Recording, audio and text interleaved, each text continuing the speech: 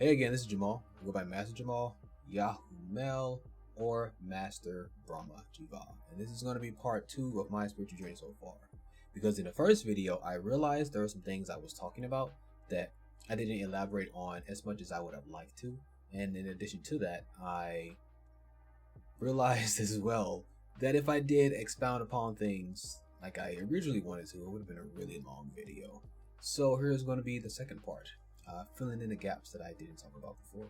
So there was a point in my first video where I was talking about my switch between being Christian to being Muslim to being spiritual.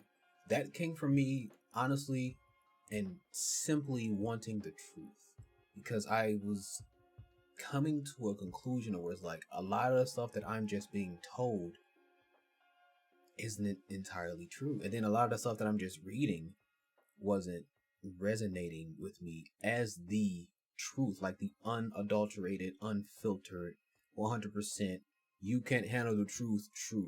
And that's where it originally began. It was that catalyst of wanting to know the truth, just wanting to know. Like, I just want to know. I just wanted to know. And it's like with some of the dreams, like for example, there's this dream, which I will never forget this dream. It was so vivid. I had this dream 9 years ago. I had this dream 9 years ago, and I remember it as if I had it just last night. It was my first time during Ramadan, and this is where I realized that fasting does so much good for the body, the mind, and the spirit. And I remember having this dream July 20th, and I woke up to make a post about it at like 3 or 5 a.m. because I just woke up from it. I'm like, yo, what the heck was this dream about? So this, I'm assuming that this was the first vision or message or what is it called? Whatever it is, this was the first guidance in the right direction I got. It was during Ramadan for the first time when I was Muslim. In this dream, I was tasked with this voice that I felt was God. I was tasked with saving as many people as I could before the world ended. Now, I didn't know what that meant. I didn't know what was going to happen. But one thing I knew for sure is like, all right, that's my mission, and I'm finna go do it. So the first thing I remember doing is going to Earth City, Missouri. I teleported. Like, I knew how to teleport. I knew what I was doing. I teleported to Earth City, Missouri. But how Earth City works, there's one way in and one way out. That same way you go in, you can't go back because it's a highway. You have to wrap around, drive all the way through Earth City to come back out. That's the only way out of Earth City. One way in and one way out. So with that being said, when I teleported to Earth City, Missouri, one of my cousins and my aunt was there. I don't know why, but I teleported to them and I told them to get back to the city. I told them, yeah, all you gotta do is ride the bus around. I'm thinking to myself, like, if I can teleport, can I have just taken them with me? But I didn't. I was just doing what I needed to. So I teleported there, told them what to do. They did it. And then I teleported to my grandma's house. And at the time when I had this dream, my grandmother was still alive. And then also around this time, she was beginning to show symptoms of like severe Alzheimer's. And so I remember walking, like teleporting in front of the gate to her home, opening the gate, walking the path to the stairs, walking up the stairs, opening the screen door, opening the front door, and like, come on, Grandma, we gotta go. And she was like, no, I don't want to go. And I'm just like, what do you mean? And then the voice that I was assuming to be God was like, it's okay, keep moving. And I'm like reluctance, like, I don't want to leave my grandma, but like, I mean, that's the choice, and I still got this mission to do. So I left. I walked out, closed the gate behind me once I walked out of the yard. But how the street is set up over there, I remembered vividly. There's like a dead end at the end of the road, and it's just trees. And to this day, when I looked at it years later because I wanted to just go see how it looked and wonder if it looked anything like my dream. It's like, to this day, it still looks the same way it did in my dream. And mind you, when I was a kid, I never went that far down that road because I was a kid. I was afraid. I didn't want to do that. So for me to go there like years later to see what it would look like, and it looks exactly how it did in that dream, makes me wonder if I needed to go into that forest. Because I go down to that end of the road and I see the trees. It's like just all trees and shrubs and bushes, and it literally looks like a forest. And I just start to run through it. So I'm running through it on like some anime type stuff. Like I'm like doing some Naruto ninja stuff, jumping side to side and all that. And some things start to attack me. They start to like throw spears at me, shoot arrows at me, and some of them almost hit me. And by almost, I mean it will be coming towards me, and I will feel some kind of force field around me repel it, and it would just bounce off in a different direction. The first time it happened, I'm like, did that just happen? Actually, side note, after that dream, I don't think I had any more nightmares, so maybe it was longer than that.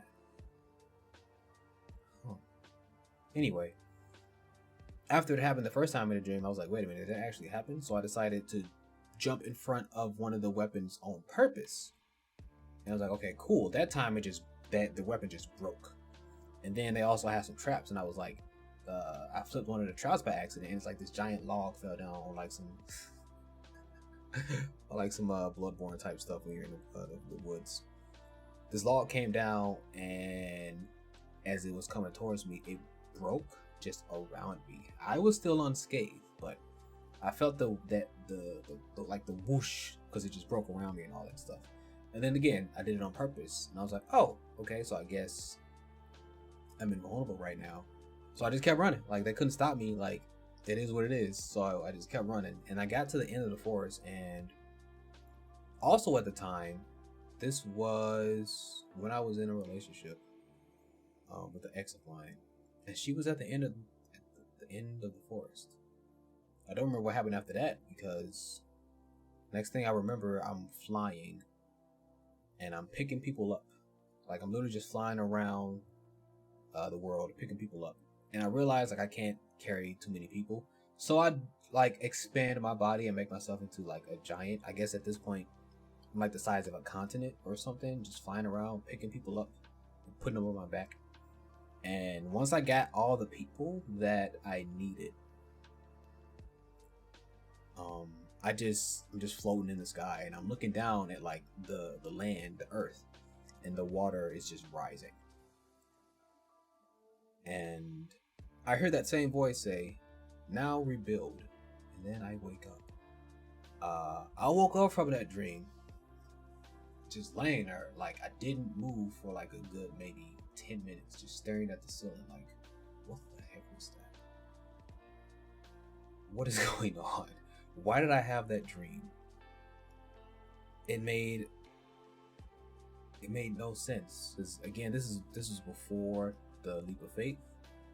I was still like doing my Muslim practices, praying 5 times a day, fasting. This was also during Ramadan. Like, it wasn't even a full 30 days of Ramadan. I think it was maybe like 7 to 10 days left of Ramadan, and I had that dream, and that experience stuck with me, which it comes to mind from time to time, which is why I feel like it was that first thing I needed to see. Because now when I reflect back on it from my current positioning in life, being a Reiki master and wanting to help people navigate their inner world, like their higher self, their lower self, and their eternal self, the divine masculine, the divine feminine, and the inner child. Wanting people to understand those aspects of their selves so they can heal their selves. It's so vital. Like, the lack of emotional intelligence is due to a lack of a balance in your masculine and feminine energies, because your emotions are feminine by nature. They flow.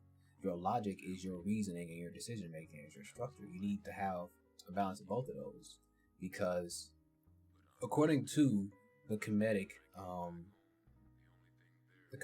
like text that was in the Library of Alexandria, pretty much I'm referencing a book, The Stolen Legacy. According to that, the balance of the right and left hemispheres of the brain is how they would attain or how they would perceive godhood. And it makes a lot of sense considering that being an ambidextrous person, you are able to do things that most people can't. As a martial artist, I know this. I'm left-handed, southpaw, but I can fluidly switch to orthodox without a problem. So it is not like a whole god thing like movies or media try to portray it. It's like you are at like the pinnacle of what it is to be expressing what it is to be human, if that makes sense. And throughout my journey, I've been like reflecting on that dream a lot, because that was a powerful dream. Like, whoever, like, just drop your comments below, like what your take on that dream is, because it's been sticking with me ever since then. And I reflect back on it, and honestly I need to reflect back on it more when it comes to the following my path and remembering who I was before I came here. Because apparently I know I was some kind of healer, I know I was some kind of warrior, I know I was some kind of protector. I was definitely all the above in one being. And what I've been doing for myself, and this is something I want to help you guys with on like a separate tangent, aligning with your divine masculine, your divine feminine, and your eternal selves. Your divine masculine being your 3 lower chakras, the eternal self being your heart chakra. That's who you were before you came here. That unconditional love, that wonder, that spontaneity, that free will to just be. That is the heart. That is the love. And then you have your divine feminine, which is the 3 higher chakras. So aligning yourself to your purpose will help you do so many things. And again, if you want help with that, links are down in the description. But to get back on to this journey. Now, it's as time goes on throughout this year of me being Muslim, that dream has just been lingering with me. Now, even still, the fact that from what I read with the Quran, what I was getting in the Quran not resonating with me, but that dream did. And I feel like, again, that was like that first thing to point me in the right direction. And from that moment on, knowing the truth was something that was still driving me. And after doing Islam for that year, I decided to not affiliate with anything for a while. So this is now back in 2012.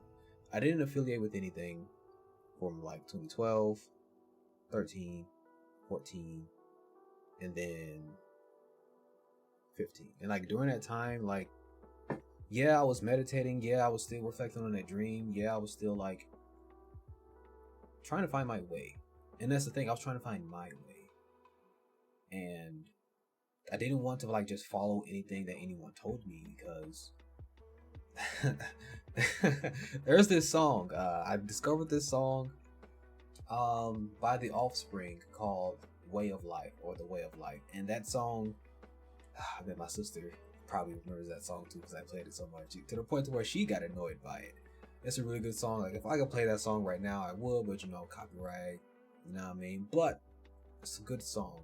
It's a really good song, and it says so much about life, because I'm going to say the lyrics. So if you open wide, they will shove you in their meaning of life. And it's like you pretty much like, yo, not for me, I'll do it on my own. I can't make it work your way. Thanks, but no thanks. Like, yeah, I'm gonna drop that down in there. Cause like, yo, that's a good song. Like, and that's something else about me. Like, on a side note, a lot of the music I listen to, it like resonates with me on levels where it's like, ooh, that's a video for another time. Let me write that down, because music is a time capsule. You can time travel with music. Where's my pen?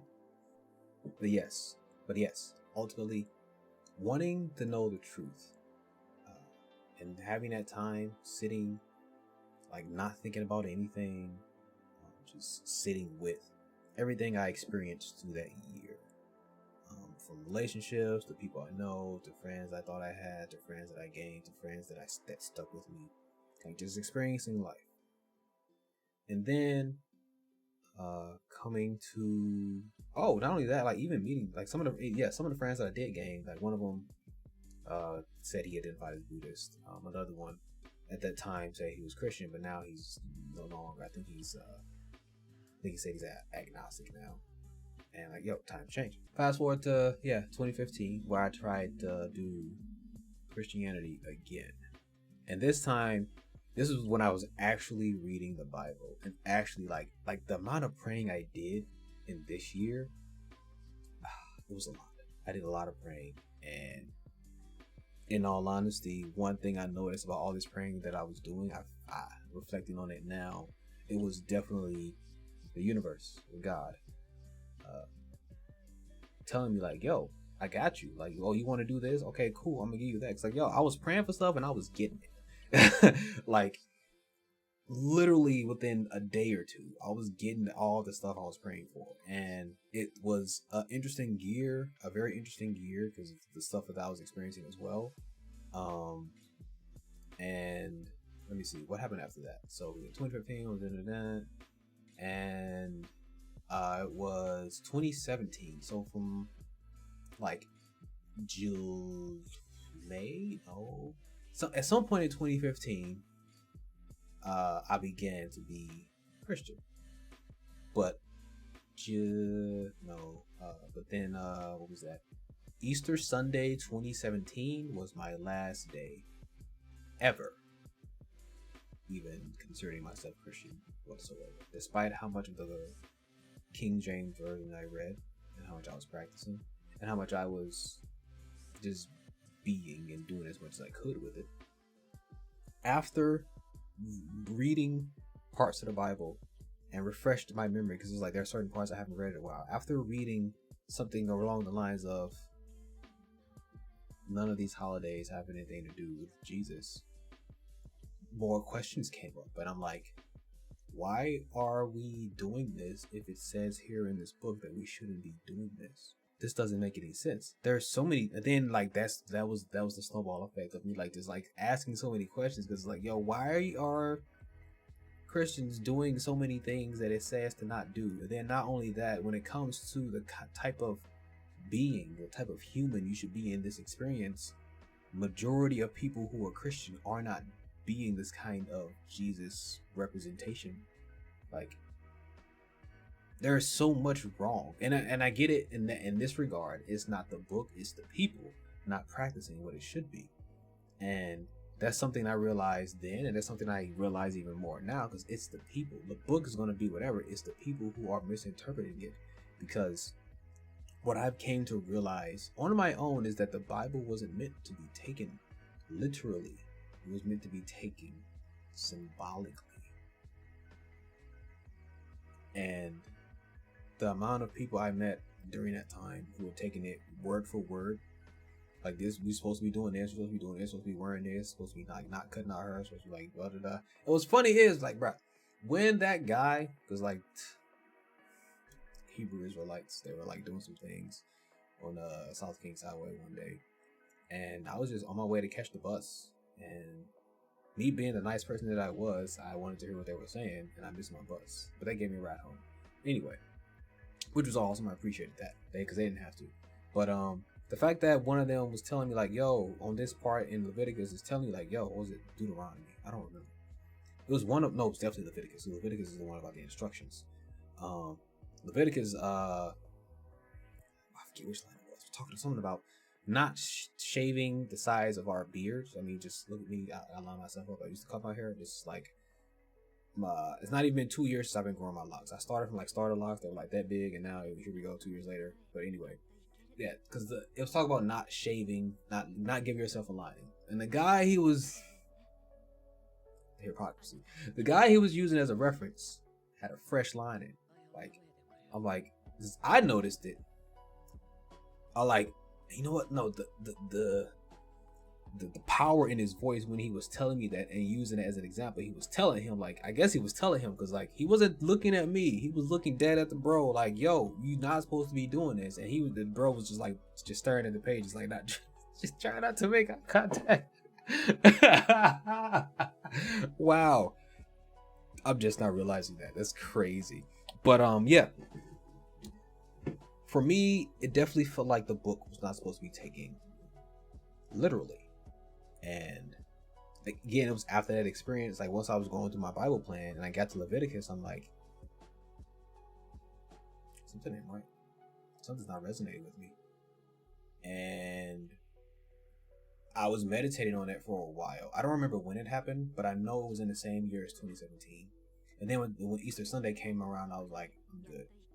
No more. Because something's not right with this. And something's definitely not right with the fact that it even says in the book that we shouldn't be celebrating these holidays. Yet everybody wanna like, oh yeah, Jesus' birthday was Christmas. No, it wasn't. It wasn't. It wasn't at all. Oh, praise Jesus! It's Easter Sunday. He has nothing to do with it. Like, come on. Like, man, even Jesus said himself to stay away from the church. So, oh my God. Anyway, there were so many reasons. Like that little moment I just had of like me, like, nah, I cannot do it anymore because there's so much that is not fully aligned to the truth. In addition to the fact that, like I said in my last video, there's so many books that were removed, so many things that were altered, so many things that were changed.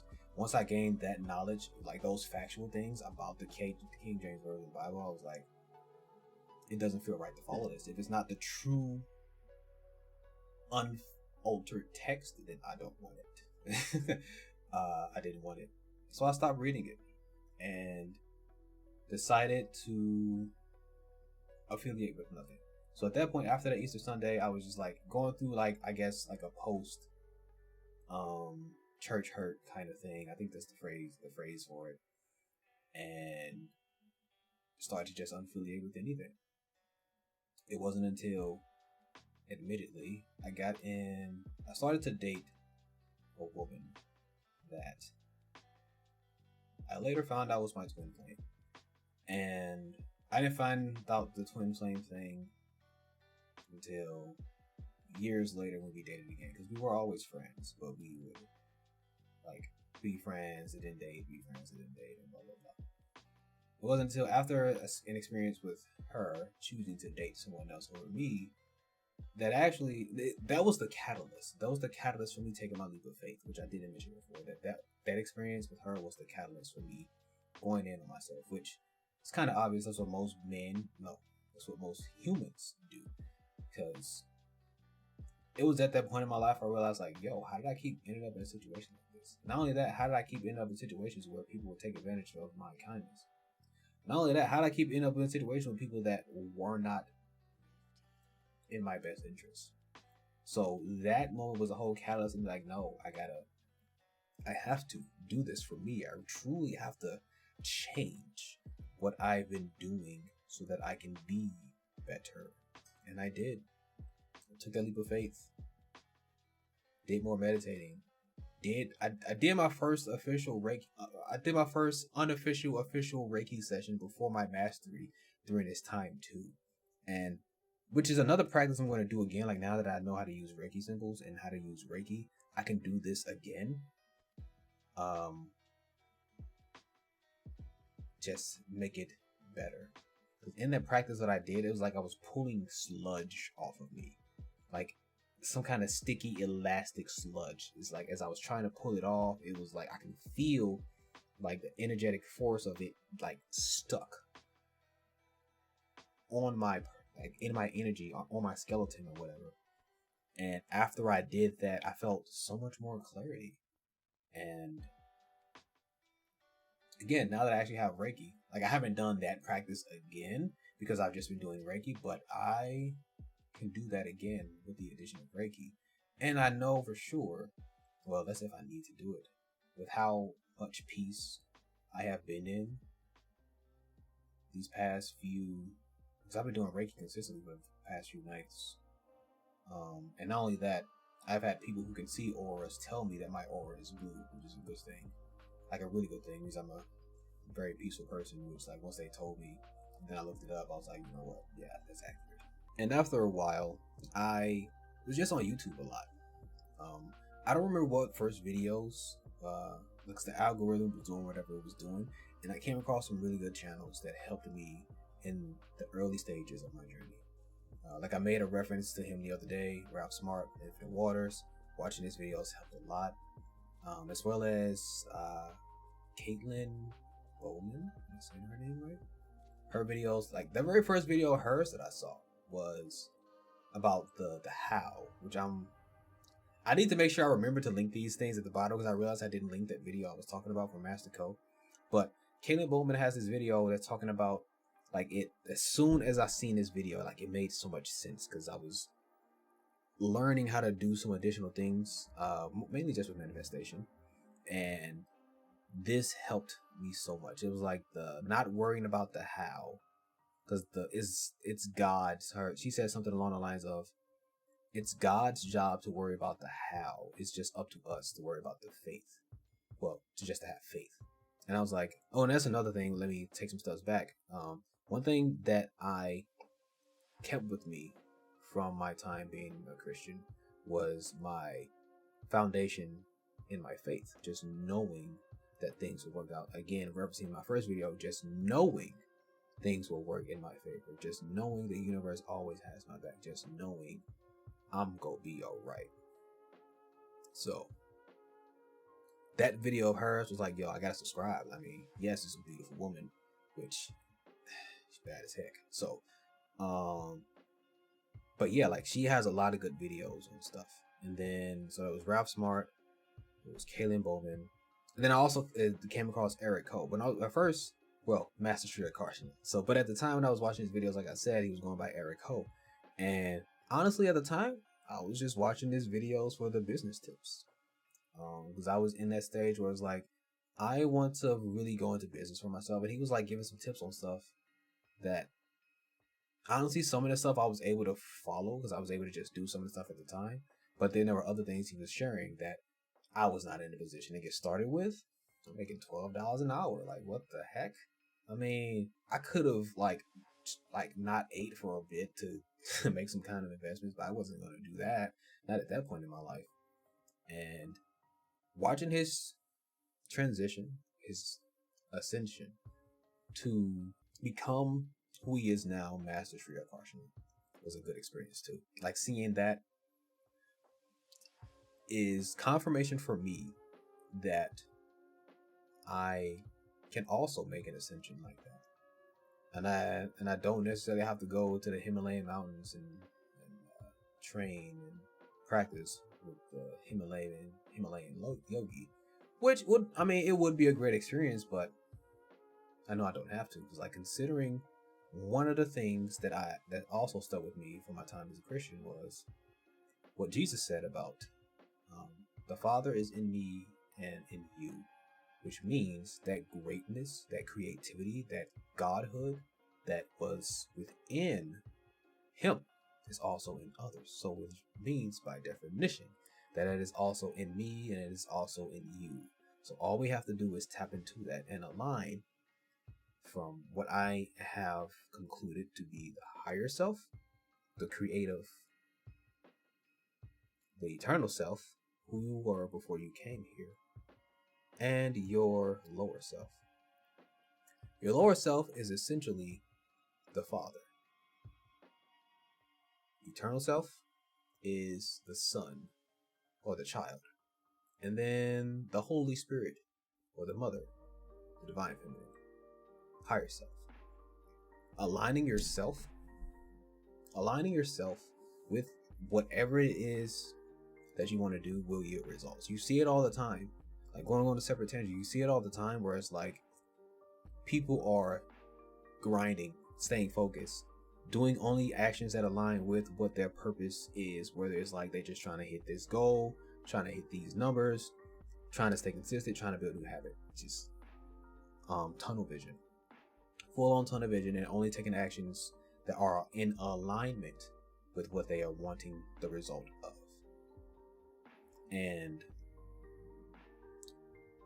that video from Caitlin Bowman, and then all the videos I was watching from Infinite Waters helped me gain a lot of stuff in a short amount of time. And there was also another YouTuber, I don't remember his name, because I admittedly, for me to subscribe to his channel with notification bells on and to not see any of his videos for a while, I wonder if he got black. black like shadow banned or something. He probably got shadow banned more than likely. That explains a lot because I know I clicked that bell, and for a lot of the people that I follow recently, I'm clicking that bell, so I'm gonna be watching your content. But yes, in my early stages of my journey, YouTube creators helped me a lot. Like, and also at the time I wasn't on TikTok like that. I'm sure I would have discovered Jamal at some point, but I didn't. I was just on YouTube. And with me being the kind of man that I am, the way I think and articulate things, the way I break down things, for me to just watch the content that I was watching, I was able to get so much out of that. I would watch the video one time and just kind of like essentially just sit with that experience, and I would gain a lot. Like, I can't off the top of my head share everything that I would learn or even remember some of the stuff that was said. I would have to go back and rewatch those videos, and I know when I go back and rewatch those older videos, I'm also going to get something new, because that's what happened when I listened to The Warrior Within. So I read Bruce Lee's The Warrior Within and I listened to it, and when I listened to it the second time, I gained some new things that I didn't know before. They were just like spontaneously, it's just a download. And that was early in my spiritual journey. And then another experience I had is like a lot of stuff happened in the dream world. Like I mentioned this before, but a lot of things that happened in the dream world. I feel like some of it has to do, actually a lot of it has to do with me being a martial arts in this three-dimensional world, because again, no more nightmares. It's out those hands. Not only that, like whatever I feel like doing over there happens. I can rewind time. I got the Speed Force. Speed Force is the best superpower ever. I don't care. I can shoot a Kamehameha, because for some reason that's something I always keep trying to do in my dreams, and it keeps happening. And it's like, quite literally, your imagination is your own limitation. Bars. Your imagination is your own limitation. If they can keep you in a box, they will keep you in a box. If they can limit your creativity, they will limit your creativity. I see it a lot. Like before I was a teacher in school, and especially during the time I was a teacher in the schools. They can limit your creativity, they will. They'll make it seem like they aren't, but the art department suffers quite a bit. And then to the point where about the demons that I've slain. So in this particular part of the journey, words. In this particular part of the journey, where a lot of the things began to happen in a dream world, it truly did. So I would have multiple dreams in a night or multiple dreams in a week, but there will all be something of the same thing, where I am using my martial arts skills to fight and defeat things that will look like demons. And imagine some stuff like imagine some Devil May Cry type stuff. Imagine some stuff that look like that trying to attack you, and you just like you untouchable. They can't touch you. Like you're just demolishing them.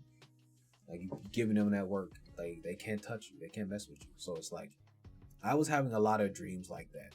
And in one of the dreams there was like black figures, and they couldn't do anything. And it's like it's such a drastic and dramatic change from how dreams used to be before. You know how you would have dreams and you're trying to fight something and you can't hit it? I don't have dreams like that anymore.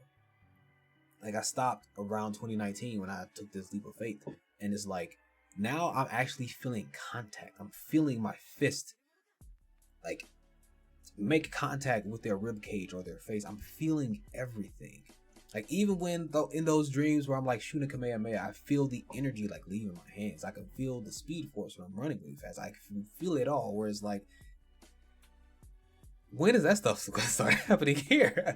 Like, give me the Speed Force. Like, how convenient the Speed Force would be in this reality. How much stuff I can do within an hour. Will I have the Speed Force?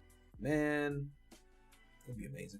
Anyway, But that's when a lot of the dreams started to happen, where it's like things got real. And I've even had dreams where it's like I realize it's a dream, and it's like, oh, you can't do anything to me here. Like I was saying before, it got real. Like I got to a level of lucid dreaming to where like I was just thinking and it would happen. And I,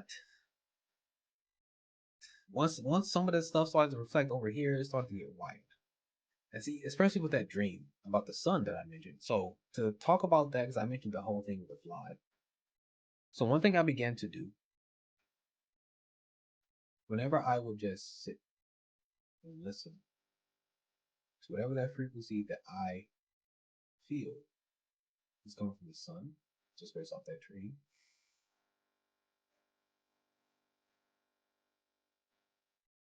I would let whatever words come speak.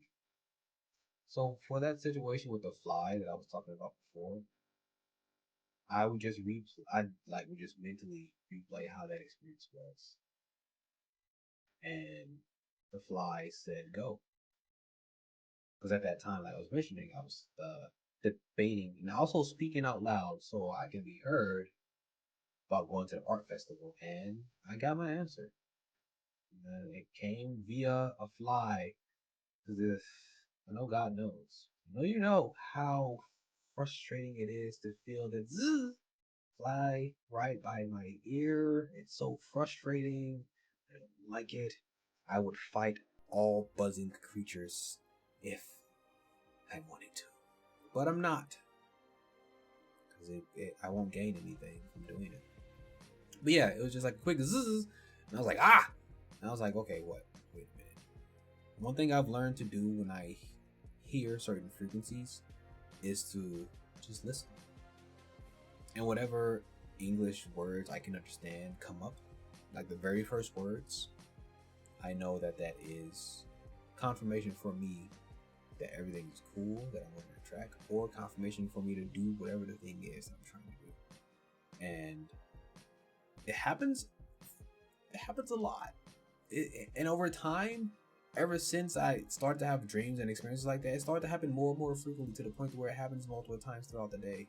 Like there'd be moments where I would have, like, at least recently, there'd be moments where I would have like 3 or 4 deja vu experiences in a day. And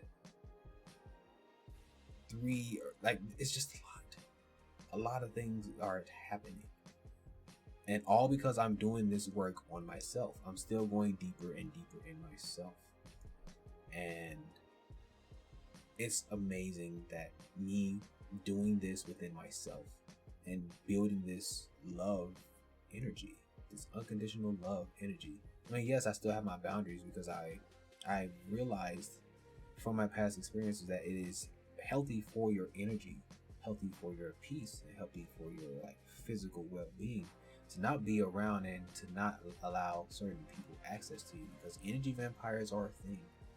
I have experienced a few. Succubi are also a thing.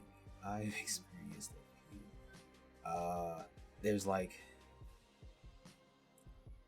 there's this, again, this spiritual warfare is not a game. Like, it's not just like elite you have to worry about. There are just beings out here just doing whatever, and if you aren't careful, they will take advantage of you. They will probably even try to possess you and have you do things you normally wouldn't do. It's like the amount of energies that I notice, like the amount of things that I've been noticing and things I've also been seeing on my peripherals. It's like it's some interesting stuff going on. I know for a fact that it's only going to continue to ascend, because I'm only doing more of what I need to do so that I can continue to be more of what I truly am. I don't know what that title would be called. I don't know if there's even a name for it. Hence, like, again, the different titles that I mentioned before in the video.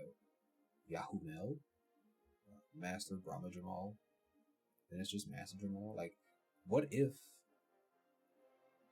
all of those are the same thing in the first place, and me putting labels on them is how I can distinguish the different facets of my being born? because Yahumāl is a new one. Master Brahma Jamal is about, he's been around for 2 years or so. Ultimately though, that is it. I wanted to clear those things up because in the first video I didn't. So now that is cleared up, I feel like I have given you guys the full story up until this point. But not the full story. I could have, this video can be so much longer. But again, the purpose of me sharing this with you is so you guys can have some guidance. And again, if you need any additional help, you can always book a session with me below. We do 30 minutes, we can do an hour, we can do an hour and a half. Or if you want to schedule multiple appointments with me, you can do that. Because that's definitely what I'm here for. I know this is my purpose. I mean, I was told that in 2011 that essentially this is what I'm supposed to be doing. And I want to do it for a living. So let's make things happen. Let's begin. Allow me to help you begin taking your first steps, to take your leap of faith.